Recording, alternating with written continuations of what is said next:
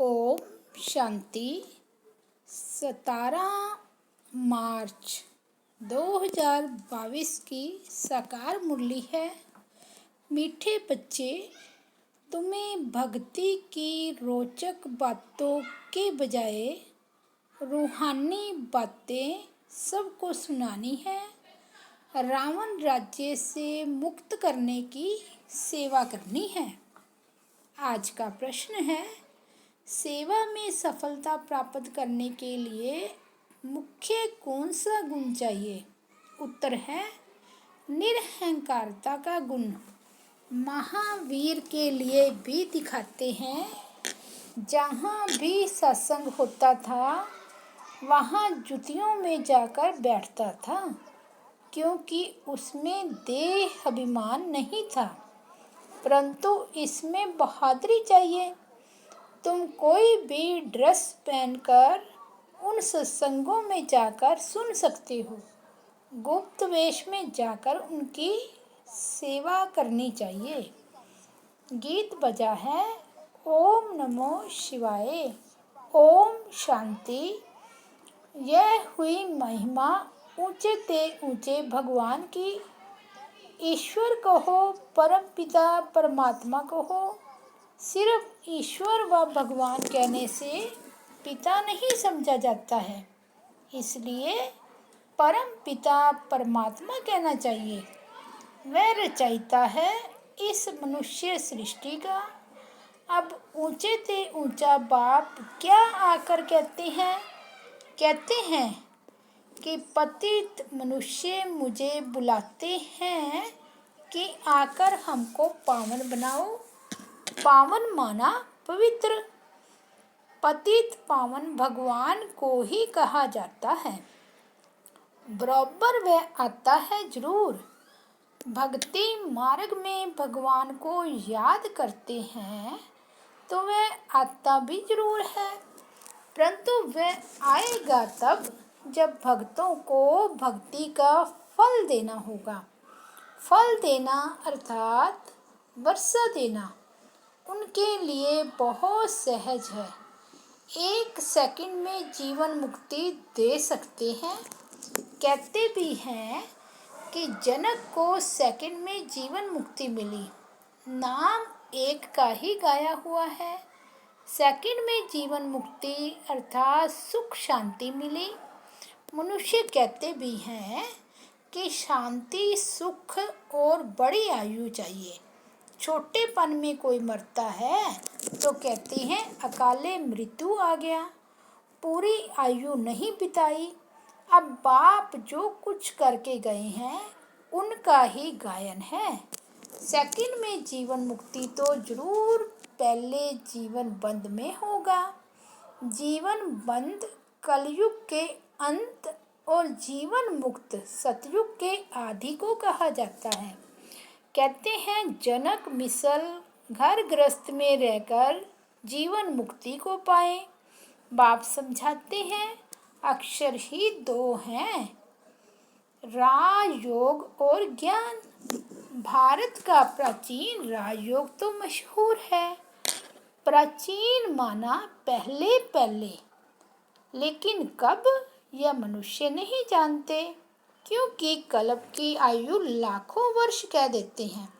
भारत का प्राचीन ज्ञान और योग तो सब चाहते हैं, जिससे भारत स्वर्ग बनता है। अब तो भारत बहुत दुखी है। पहले सूर्यवंशी राज्य था, अब नहीं है। फिर उनको याद करते हैं कि वह राजयोग और ज्ञान किसने दिया था, यह नहीं जानते। नहीं तो बाप से वर्षा लेने में बच्चों को कोई भी तकलीफ नहीं।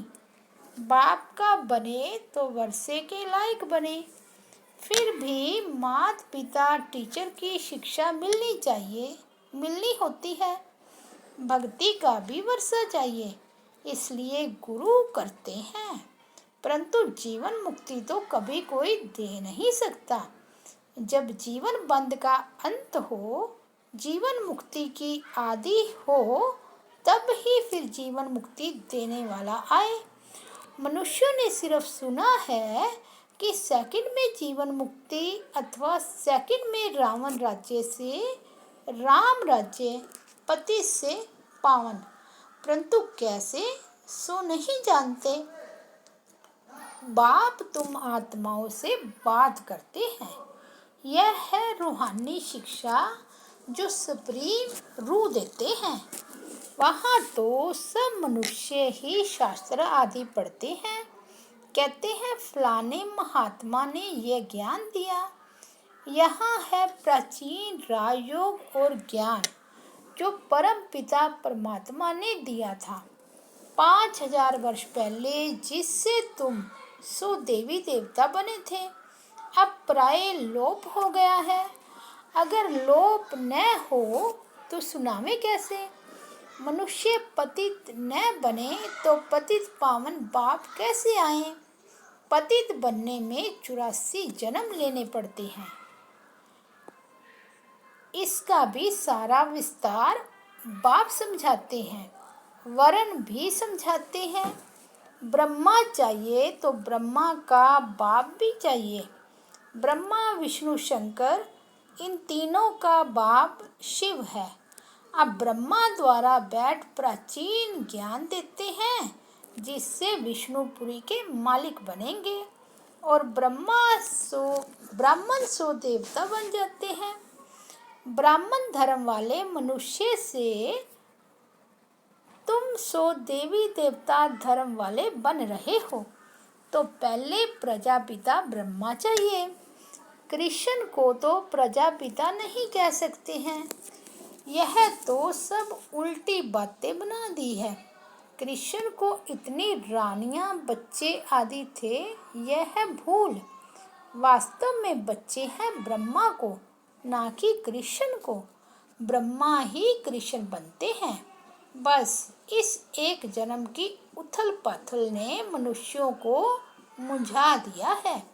गीता का भगवान कृष्ण को कह शिव को उड़ा दिया है। सब कहते हैं ब्रह्मा को 3 मुख थे, कितने मूंझ गए हैं। शिव रचयिता को तो एकदम गुम कर दिया है। रचता ही आकर बताते हैं कि हम कैसे देवी देवता धर्म की रचना करते हैं। ऐसे नहीं, परमात्मा सृष्टि कैसे रचते हैं। परम पिता परमात्मा को बुलाते ही हैं कि हे पतित पावन, आकर हम पतितों को पावन बनाओ। दुनिया को यह मालूम ही नहीं कि इस समय रावण का राज्य चल रहा है। रावण की बड़ी बड़ी कथाएं बैठ सुनाते हैं। इसको कहा जाता है भक्ति की रोचक बातें, और यह है रूहानी बातें। इस समय सब सीताएं अथवा भक्तियां रावण की कैद में हैं और रावण राज्य में बहुत दुखी हैं। अब सबको रावण राज्य से मुक्त कराना है। अब बाप आया है, कहते हैं बच्चे तुम्हारे 84 जन्म अब पूरे हुए, अब वापस चलना है। मुझे ही बुलाते थे कि दुख हरता सुख करता आओ, यह मेरा ही नाम है। कलयुग में है अपार दुख, सतयुग में है अपार सुख। फिर से तुमको सुख का वर्षा दिलाने अर्थ फिर से तुम्हें राजयोग और ज्ञान सिखला रहा हूँ। यह पुरानी दुनिया विनाश हो जाएगी। मनुष्य तो विनाश से बहुत डरते हैं, समझते हैं यह आपस में लड़े ही नहीं तो शांति हो जाए। फिर इतने अनेक धर्मों में शांति कैसे होगी। बाप समझाते हैं ये इतने सब धर्म जो अब है वे पहले नहीं थे। जब एक ही धर्म था तब बराबर सुख शांति का राज्य था। अब सब मांगते हैं मन को शांति कैसे मिले। अरे मन क्या चीज है, पहले इनको तो समझो। आत्मा में ही मन बुद्धि है। मनुष्य की जुबान बोलती है, आँख देखती है, टोटल मिलाकर कहते हैं मनुष्य दुखी हैं। किसको भी समझाना बड़ा सहज है कि बाप को याद करो और वर्षे को याद करो। फिर चाड़ और ड्रामा की समझानी भी देनी पड़े। जिसके लिए यह चित्र बने हुए हैं, सिर्फ मन मना भाव कहने के लिए तो चित्र की दरकार नहीं। चित्रों पर समझाने में घंटा लग जाता है। प्राचीन राजयोग भगवान ने सिखाया और रजाई मिल गई, फिर कोई मनुष्य थोड़े ही राजयोग सिखलाएंगे।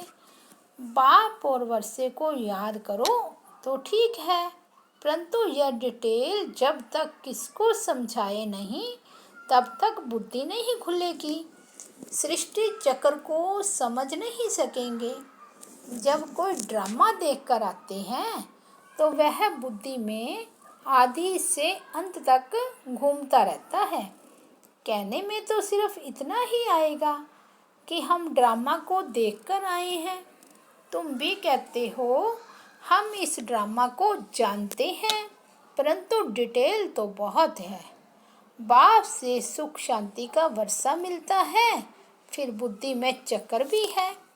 84 का चक्कर जरूर घड़ी घड़ी याद करना है। यह ज्ञान ब्राह्मणों को ही मिलता है, जो फिर देवता बनते हैं।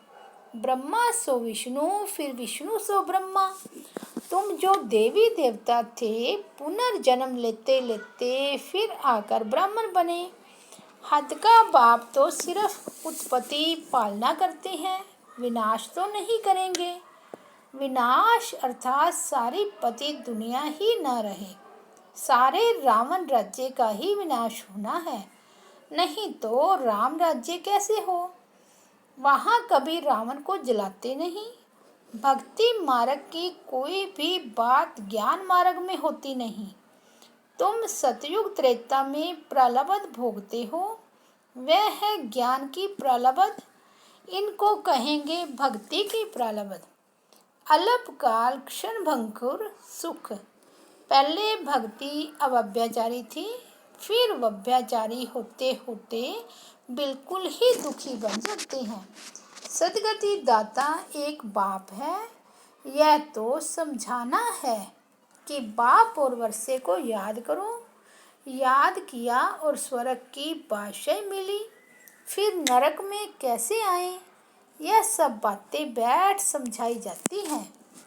अब तुमको सारे सृष्टि चक्र के आदि मध्य अंत का पता पड़ गया है, तो इस समय तुम त्रिकालदर्शी बन रहे हो। उनको तुम कहेंगे कि देवताएं भी त्रिकालदर्शी नहीं हैं, तो कहेंगे तब कौन थे, क्योंकि संगम युगी ब्राह्मणों को तो कोई जानते ही नहीं। दिखाते हैं जहाँ भी सत्संग होता था तो हनुमान जाकर जुतियों में बैठ जाता था। अब यह बात महावीर के लिए क्यों कही गई है, क्योंकि तुम बच्चों में कोई देह अभिमान तो है नहीं। समझो सत्संग में कोई ऐसी बात निकल पड़े तो तुम कह सकते हो प्राचीन सहज राजयोग और ज्ञान से सेकंड में जीवन मुक्ति लेना है तो फलाने के पास जाओ। समझाने वाला तो बहुत बहादुर निरहंकारी चाहिए, जरा भी देह अभिमान न हो। कहाँ भी जाकर बैठे, टाइम मिल जाए तो बोलना चाहिए। मजबूत होगा तो भाषण आदि करेगा कि गृहस्थवार में रहते कैसे सेकंड में जीवन मुक्ति मिल सकती है। परम पिता परमात्मा के सिवाय तो कोई दे ना सके, यह महावीर ही समझा सकते हैं। सुनने लिए मना नहीं है। गृहस्थवार में रहते तुम बच्चे बहुत सर्विस कर सकते हो। बोलो राजयोग सीखना हो तो ब्रह्मा कुमारियों के पास जाओ, आगे चलकर तुम्हारा नाम बाला हो जाएगा, मेजॉरिटी हो जाएगी। अभी तो थोड़े हैं, भगाने का नाम भी बहुत है। कृष्ण ने भगाया, अरे भगाने की तो कोई बात नहीं। टीचर कब पढ़ाने के लिए भगाते हैं क्या? सर्विस करने वालों को तो बहुत विचार सागर मंथन करना है और बहुत बहादुर बनना है। अच्छा, मीठे मीठे सिकिलदे बच्चों प्रति माता पिता बाप दादा का याद प्यार और गुड मॉर्निंग। रूहानी बाप की रूहानी बच्चों को नमस्ते। हम रूहानी बच्चों की रूहानी बाप दादा को याद प्यार गुड मॉर्निंग और नमस्ते। धारणा के लिए मुख्य सार। सभी भक्ति रूपी सीताओं को रावण की कैद से छुड़ाना है। सेकंड में मुक्ति जीवन मुक्ति की राह दिखानी है। दूसरा, बाप और वर्षे को याद करना है। देह अभिमान छोड़ महावीर बन सेवा करनी है।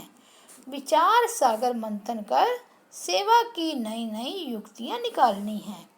आज का वरदान है, नथिंग न्यू की युक्ति द्वारा हर परिस्थिति में मौज की स्थिति का अनुभव करने वाले सदा अचल अडोल भव। ब्राह्मण अर्थात सदा मौज की स्थिति में रहने वाले। दिल में सदा स्वतः यही गीत बजता रहे, वहाँ बाबा और वहाँ मेरा भाग्य। दुनिया की किसी भी हलचल वाली परिस्थिति में आश्चर्य नहीं, फुल स्टॉप। कुछ भी हो जाए, लेकिन आपके लिए नथिंग न्यू, कोई नई बात नहीं है। इतनी अंदर से हलचल अचल स्थिति हो, क्या क्यों में मन मूंझे नहीं, तब कहेंगे अचल अडोल आत्माएं। आज का स्लोगन है, वृत्ति में शुभ भावना हो, शुभ कामना हो तो शुभ वाइब्रेशन फैलते रहेंगे। अनमोल ज्ञान रतन दादियों की पुरानी डायरी से। फर्स्ट है, अब तुम्हें दैवी गुणों की धारणा करनी है। धैर्यवत गुण की धारणा भी निश्चय से होती है और साक्षीपन की अवस्था में ही खुशी है। इस धारणा से ही परमात्मा आपे ही 1000 कदम आगे प्रख्यात होता है। बाबा कहते हैं कि तुम सूक्ष्म में 2 कदम नजदीक आओ तो मैं स्थूल में अनेक कदम उठाकर सामने आऊँगा। ज्ञान ही है सब लक्ष्य में स्थित होना। सब में स्थित रहने से ही परमात्मा स्वयं आगे आएगा। बाबा के यह महावाक्य याद कर दो। जितना दैवी गुणों की धारणा करेंगे, उतना ही एक दो को सुख देने के निमित्त बनेंगे। आज देना कल मिलना। आज सर्वेंट बन देंगे तो कल मालिक बन राज्य करेंगे। अभी तो वर्ल्ड सर्वेंट होना। दूसरा है, हर एक सब स्वरूप में स्थित हो अपने रथ अर्थात शरीर को चलाते चलो। जैसे कि इस रथ को मैं बिठाती हूँ, मैं खिलाती हूँ, मैं सुलाती हूँ, मैं मुख से बात कराती हूँ। अगर मैं मुख से किसको दुख देती हूँ तो जैसे अपने ही सब स्वरूप की इंसल्ट करती हूँ। तो फिर सब स्वरूप आत्मा कहती है कि हे जीव आत्मा, तेरे पर अफसोस है। ऐसे इंसान अथवा प्राणी में मैं शुद्ध आत्मा प्रवेश हूँ। सब शुद्ध आत्मा जिस जगह है उस जगह पर अफसोस नहीं है, क्योंकि वह कभी भी किसको दुख नहीं दे सकता है। सब शुद्ध आत्मा तो सुख रूप है और ऐसा सब निश्चय बुद्धि तो सदैव सुख पहुंचाता है। वह साक्षात मेरा रूप है और जो अपने को सब आत्मा निश्चय करते भी अन्य को दुख देता है, वह तो सिर्फ कहलाने वाला पंडित है। उसका असर दूसरों पर नहीं हो सकता। अच्छा, ओम शांति, ओम शांति।